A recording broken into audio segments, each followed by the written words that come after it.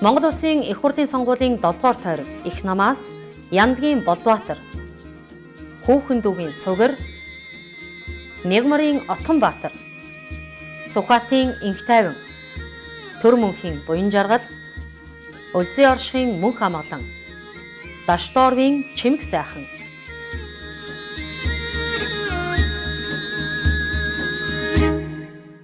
Амар минь байна уу? Минь та амар. За миний бие Сухатын Инхтайван, Өврангай аймгийн Хужир цумд төрсөн.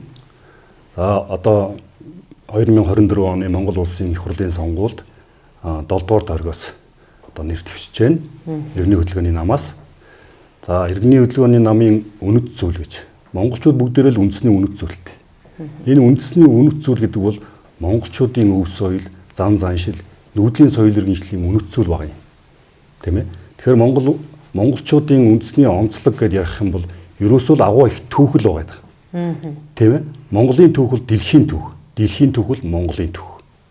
Тийм учраас 13 дугаар зууны агуу их Монгол эзэн түрэн их улсыг байгуулсан улс бол одоо монголчууд бидний эцэг өвгдөл байна шүү дээ. Тэр бүгдийн минь одоо байгалаан тийм ээ малаан хариулж явахдаа таньж мэдсэн энэ Монгол ухаан бол үндэсний бидний онол байгаа. Тэгэхээр монголчууд бол үндэсний аж төрхийн ухаантай ард түмэн шүү дээ.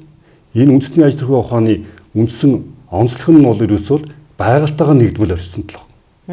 Ерөөсөө монголчууд байгалийн жилийн дөрвөн үйлдвэрлэлийн өөрчлөлтөнд байгалийн шалгалт мал нь ч гэсэн сайхан байгалийн шалгалт ордог, хүн нь ч байгалийн шалгалт орсноороо малаан дагаж явахдаа л энэ оюун санаат энэ үнэт зүйлийг олж авсан тал байгаа.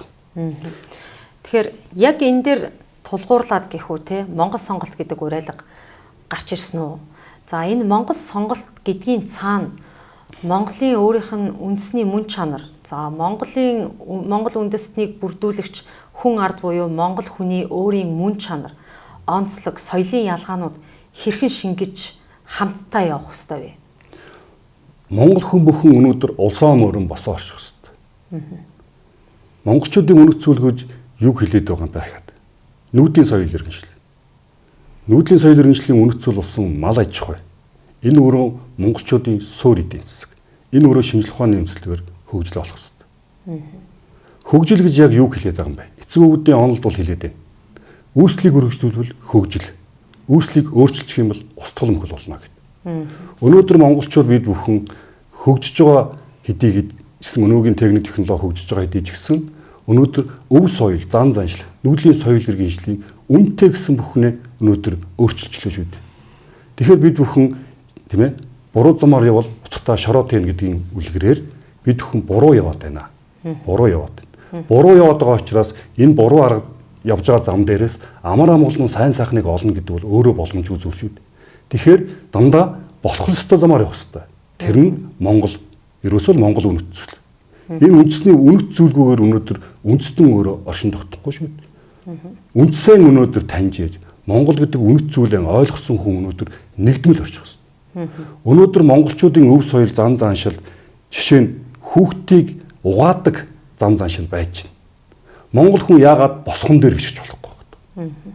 Монгол төрийн алтан босго гэж байгаа шүү дээ. Тийм ээ. Тэгэхээр босгон дээр гიშж болохгүй байгаа гэдгийн цаана ямар учир байгаа вэ? Тийм ээ. Одоо бол бид бүхэн бол зан заншлын тухай өвөө минь хэлсэн, эмээ минь хэлсэн гэдэл байгаа. Гэтэл тэр чинь тухайн өрх айлын хууль, зан заншил, өв соёлыг хэмжиж байгаа хэмжээр байгаа. Улс орных чинь төрийн хэмжих түүнийг хэмжиж байгаа алтан босго байх гэдэг.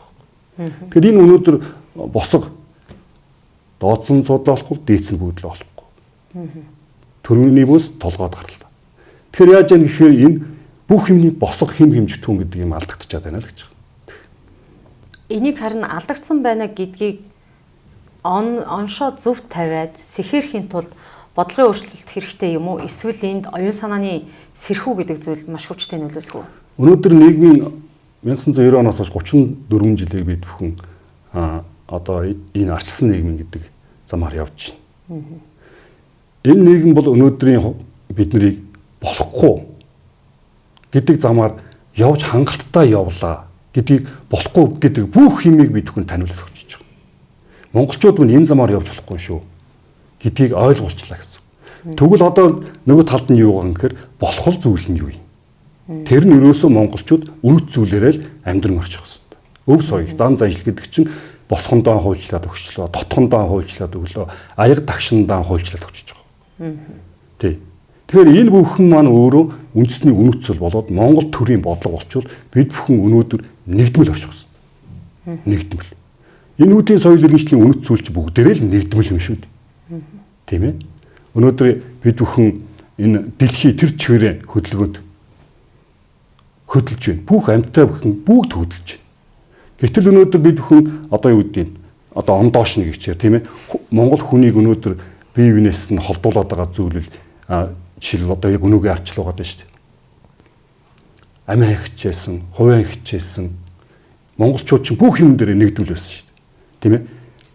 Хоёр сайхан залуу хоорондоо гэрлэлээ ханилан сулаа гэхэд ах дүү нар нийлээд нэгдмэл сайхан хурмын нэгэд өгч. Хүүхдийн одоо сэвлэг даахны тийм ээ сайхан ёслоллоо гэхэд нэгдээд тэгээд өгч. Тэр хин нэг нь одоо энэ нартаас буцлаа гэхэд бүгдээрээ нийлээд ингээд бүх юм нэгдмэл байна. Гэтэл өнөөдөр яагаад гэхээр бид хүн дандаа салангал болчихлоо шүү дээ. Тэгэхээр ганцаараа амьдрна гэдэг бол боломжгүй шүү дээ. Бүх юм нэгдмэл. Нэгдмэл гэдгээ хүлээн зөвшөөрөхөд монголчууд хойрог байгаа ах. Тэгэхээр нэгдмэл үндэстэн гэдгээ мэдрэх тэр мэдрэмжийг иргэний хөдөлгөөний намын мөрийн хөтөлбөрөөс яаж олж харах вэ? Монголчууд бүгдээ дээд тэнгэрээс зайтай л гэдэг. Тэнгэр зайтай л гэдэг. Ахаа жоохон наашин татах юм бол монголчууд малчин гэдэг тийм ээ агуу их баатруудын үр садал байгаа юм шүү. Сэрэх тухай. Яаж сэрхийн гэдэг хүмүүс. Одоо бид бүхэн ингээд талбай дээр жагсдаг ч юм уу. Тийм ээ. Одоо юу гэдэг ингээд нийгмийг тэр чигээр нь донслогоод монгол хүн яг сэрэх үү? Хүн яг өнөөдөр өөрөө өөрөөсөө л асуух хэрэгтэй. Би яг миний ураг удам тийм ээ миний энэ гарал үүсэл яг хаанаас юм бэ гэдэг. Тэрийг л таньчих юм бол хүн сэрэх тухай. Тийм. Монголчуудын үнц нь монгол хүнийг өөрийг нь үнэлэмжгүй болгох бодлого маш их хэрэгжиж байна л та. Энэ бодлого бол маш хүчтэй, маш их хуйлралтай байгаа. Үүний эсрэг бид монголоороо орших, монгол нь монголоо засаглах, монгол сонголтоо хийх тэр хуйлралыг яаж бий болгох вэ? Энэ хүчний харьцааг хэрхэн тэнцвүүлэх вэ? Монгол хүний суур язгуур үнэт зүйл байдаг. Язгуур. Монголчууд бол язгуур тийм ээ. Монголчууд бол язгуур шинжлэх ухааны үндэслэлтэй язгуур таны мэдхэд ард. Өнөөдөр бид бүхэн өнөөгийн дэлхийн нийтээр хэрэгжилж байгаа дундын таны мэдхийн шинжлэх ухаан гэдэг дээр бүгдээрээ л явж байна. Жилийн дөрвөн улирлын асар их байгалийн шалгалд ордог мөртлөө өнөөдөр яагаад нэг улиралтай жишээлбэл Вьетнам улстай бид бүхэн бие физиологийн хувьд адилхан гэж. Сэтгхүүн хувьд адилхан гэж. Өөр шүү дээ. Жилийн дөрвөн улирлын энэ асар их байгалийн өөрчлөлтөнд хүн бүхэн хөдөлмөрлөж ижил тийм ээ дотроос сан сэрдэг. Сануул хүн гэдэг байгаа шүү дээ. Хүн өнөөдөр түүхээ мэдэхгүй л одоо ойд төрсэн сармагчин лугаа адил гээд тухайн үед хэлээл өгч. Тэгтэл ойд бол сармагчин гэдэг амт чинь төөрөхгүй гэдэг байгаа шүү дээ. Нөгөө оюун санаа үнэт зүйлээ алдсан хүн бол тийм ээ буруу замаар л явж идэг. Тийм учраас энэ бүгдийг нэгдмэл болгоё гэх юм бол бид бүхэн ерөөсөө түүхээр санц хэрэгтэй. Монголчууд ерөөсөө агуу их тэр эзэн богд Чингис хааны тийм ээ агуу их жанжидын агуу их хаттын үрсад гэдгийг мөнхөд санаж ах хэрэгтэй. Тэ тэрийгэ мартснаас бол өнөөдөр бид бүхэн буруу бол. Өнөөдөр үнэтэй гэсэн бүх юмаа бид өнөөдөр зарж үрлээ. Одоо бид нар юугаа зарах? Өнөөдрийн Монгол улсын тусгаар тогтнол газар нутгийн бүрэн бүтэн байдал бүгд алдагдлаа. Монголчуудын энэ ахуйн соёл, зан заншил бүгд алдагдчихлаа. Монгол төрийн бодлого алдагдчихлаа. Тийм ээ? Монгол засаглалын бодлого алдагдчихлаа. Энэ үйл хэрэг монголоороо нэгдмэл оршиж яадаг, амар амгалан байх, эрүүл байх, аз жаргалтай байх, энэ бүхэн үйл хэрэг явж явах тэр бүх бодлого алдагдчихж байгаа. Монгол өнөөдөр одоо сайхан залуучууд, өөрийнхөө үр хүүхдүүд энэ үндэстний тухай, энэ үйл хэргийн тухай тийм ээ өөрийгөө би монгол хүн байж омог ордон амьдрсан шүү гэх тийм залгамжлах юмгүй болох гээд шүү дээ. Залгам чанараа алдчихад байна. Өнөөдрийн монгол хүний тэр агуу их соёл гэж яриад байгаа. Агуу их соёл. Өнөөдөр сэтгэхүйн боломж, монгол хүний сэтгэхүйн боломжийг бүх юмыг өөрчилж байна. Монголоор сэтгэдэг гэдэг юм байхгүй болчихлоо шүү дээ. Дандаа гадны харийн соёлоор.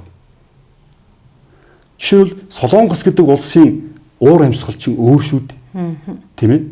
Чиглэл уур амьсгалтай. Монголынх жилийн дөрвөн улирлын уур амьсгалтай. Тэр хүмүүсийн чинь идэж ууж байгаа хүнс нь өөр, соёл нь өөр шүү. Одоо жишээ нь Монгол хүний одоо энэ тараг гэдэг сайхан тарагны идэ байгаа гэж. Йогурт хоёрын чи ялгаа нь юунд байгаа. Хүнд ашигтай бактери нь аль нь илүү байгаа. Энийг өнөөдөр шинжлэх ухаан судлаад гаргаад ирсэн байгаа шүү. Үндэстний бүх юм өөрчлөгдөд ирэхээр бид нэр устгал мөхөл гэдэг зам руу орчиж байгаа.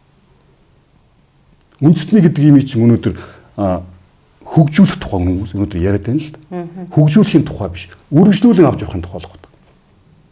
Яг энэ дээр асуух гээд бодож суужлаа. Тэгэхээр бид энэ уламжлалт, удамшилсан мэдээллээсээ эргэн дахин сэргээх боломжгүйгээр тасран гэх ойлголт байж болох уу? Эсвэл үгүй юу? Та битэр өнөөдөр энэ сууж байгаа нь агуу их эцэг өвгдийн түүхийн удамшлын мөрөөр энэ сууж байгаа. Энэ агуу их алтан дээрэн дээр оюун санаат хүний үүсэл хөгжил 950 мянган жилийн түүхтэй, төрч ёсны 100 мянган жилийн төрч ёсны түүхтэй, улсаа босгосон 15,770 гаруй жилийн түүхтэй гэдэг өнөөдөр хэлж байна. Гэвтэл өнөөдрийн монгол хүний энэ удамшил уламжлалын генетикийн тийм ээ тасарна гэдэг юм бол байхгүй шүү дээ та бүхэн. Тийм ээ. Энэ бол монгол хүн бүхэнд хамаатай зүйл. Хэрвээ та яг өнөөдрийг амьдран оршиж байгаа бол тийм ээ жинхэнэ түүхтж байгаа. Тэгээ түүхээ яаж өргөжлөх хөгдөл байна. Тэгээ түүхээ өргөжлөхийн тулд яах ёстой? Хүн санд сэрж тийм ээ тэр удамшлынхаа мэдээлэлээр удамшлынхаа тэр нэгдмэл удамшил уламжлалынхаа хуулиар явах ёстой болж байна. Тэр удамшил уламжлалын хууль тасраад ирэхээр хүн өнөөдөр яг хийм болох. Тийм ээ? Генийн донгоо санал сэрэхгүй, итгэл үнэмшил баахгүй, сүр сүлд гэдэг юм баахгүй. Үнтэй хэсэг нь болгоно үүсэж л амьдрах гэдэг шүү дээ. Ийм л зүйл. Малчин ухаанаар дэлхийд дахныг амарчуулсан ийм одоо том төрч ёсны онол байна гэж харж байна. Тэгэхээр одоо цагт бид суурин соёл иргэншил рүү нэгэнтээ өрөөсөн хөлөө алхаа гişгэ орчихсон. Ийм үед бид өөрсдийн эцэг өвгдийн одоо тэр нүүдэлчин малчин ухаан дээр суурилсан соёл иргэншлийн засахын онолыг суурин соёл иргэншлийн онолтой хэрхэн хослуулах боломж байна. Энийг хослуулах боломжийг Иргэний хөдөлгөөний намын одоо боловсруулан гаргаж ирсэн Монгол улсыг хөгжүүлэх 127 жилийн төлөвлөгөөн дээр тусгаж чадсан уу? Чадлага яах вэ? Тэгэхээр мал малчин хоёр гэдэг. Малын буйн ертөнцийг таних малчин эрдмээр тэнгэрт мэдлэнэ гэж. Малаас 1000 төрлийн хүнс гарна. Малчин хүнээс 1393 төрлийн мөргөн шилтэй гэж, мэрэгжилтэй гэж. Тэгэхээр малчин хүний одоо энэ мэрэгжил гэдэг энэ боловсрал гэдэг. Энэ бол бидний ерөөсөө л эцэг өвгөд маань яг энэгээр л явж жинхэнэ түүхийг бүтээсэн. Тэгээд тэр агуу их түүх нүүдлийн соёл иргэншлийн түүх өнөөдөр суурин гэдэг нийгэм шид ирж байгаа. Нийгэм шид ирэхээр яах вэ? Өнөөдрийн бид бүх нөгөө нүүж тийм ээ байгальтайгаа нэгдмэл байсан бүх тэр байгалийн эрчим хүчтэй харилцдаг зүй тогтол алдагдаад ирж байгаа. Тэгэхээр энийг өнөөдөр монгол хүн гэрээ бариад амьдрах тийм ээ. Энүүгийн энэ орон сууцнд амьдрах хоёрын ялгааны үндэ авах гэдэгт л байгаа шүү. Тэр энэ бүгдээр бол бүх төлөвлөлт нь өөрөө гарсан байгаа. За ингээд ярилцсанд баярлалаа. Сонголт намжилт хүсье. За яллаа та бүхэн маань тэгээд иргэний хөдөлгөөний нам, тэнгэр сонголт, хаан сонголт, мөнх сонголт, монгол сонголтоо сонгож улсаа өмөрөн босоо орш мөнхөд морьндоо гэж. За ард түмэндээ орой та. За яллаа. Тэнгэр сонголт, хаан сонголт, мөнх сонголт, монгол сонголт.